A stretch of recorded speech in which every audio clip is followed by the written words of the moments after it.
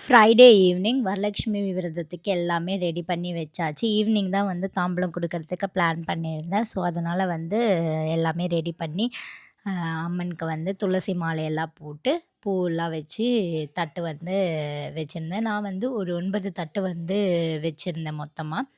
கொஞ்சம் ஃப்ரூட்ஸ் அதெல்லாம் வந்து வாங்கி வச்சிருந்தேன். அதுக்கப்புறமா நெய்வேத்தியத்துக்கு வந்து சக்கரை பொங்கலும், சுண்டலும் வந்து பண்ணியிருந்தேன்.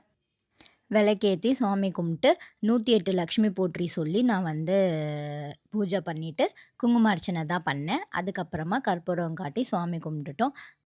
சுவாமி கும்பிட்டு முடிச்சதுக்கப்புறமா தாம்பூலம் கொடுக்கறதுக்கு ஸ்டார்ட் பண்ணிட்டேன்.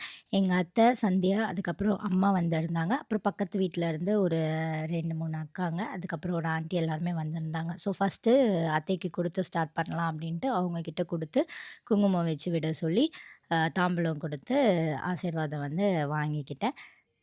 அதே மாதிரி வந்து எல்லாருக்கும் வந்து தாம்பூலம் கொடுத்து, குங்குமம் வச்சு விட சொல்லி நம்ம ஆசீர்வாதம் வந்து வாங்கிக்கலாம். தாம்பூலத்துக்கு வந்து நான் சின்னதா ஒரு பேஷன் மாதிரி ஒண்ணு வாங்கியிருந்தேன் பிளாஸ்டிக்ல. ஸோ, அந்த பேஷனும், அதில வந்து ப்ளவுஸ் பிட்டு, அப்புறம் ஒரு 4 வளையலு, அப்புறம் இந்த மஞ்சள், குங்குமம், தாலி கயிறு, வெத்தல பாக்கு, வாழைப்பழம் இது வச்சுட்டு குடுத்துருந்தேன்.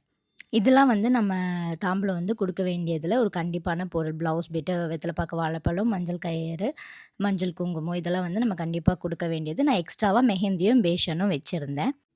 தாம்பூலம் குடுத்து முடிச்சதுக்கப்புறம் வந்தவங்க எல்லாருக்கும் வந்து பிரசாதம் குடுத்துட்டு, பூஜைய நல்லபடியா முடிச்சுட்டு, அகைன் கிளம்பி நாங்க கோயிலுக்கு போயிட்டோம். ஏன்னா நைட்டு தான் தீ மிதிக்கிறதெல்லாம் இருக்கு பார்க்கலான்னு சொல்லிட்டு போயிருந்தோம். இன்னொரு விலாக்ல பார்க்கலாம். பாய் பாய்.